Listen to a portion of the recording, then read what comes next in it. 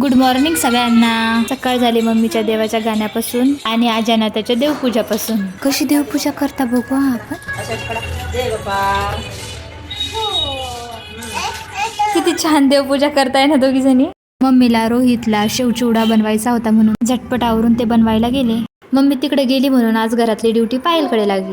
स्वयंपाक झाला म्हणून मम्मीला आले जेवायला बोलवायला आणि इकडेच मम्मी सोबत गप्पा मारत बसले। मग गप्पा मारून झाल्या आणि घरी आलो। हे माझी आजी आणि बाबा आणि हे माझं माहेर मधलं घर।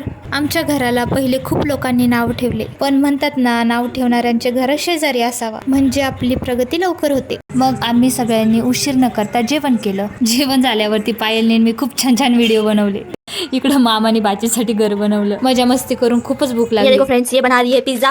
मग आम्ही पिझ्झा खाल्ला आणि संध्याकाळी 5 वाजता आम्ही आवरून चिवरून स्वामीच्या मंदिराकडे निघालो। मंदिरात आलो, दर्शन घेतलं, स्वामींकडे प्रार्थना केली आणि जास्त उशीर न करता घराकडे निघालो।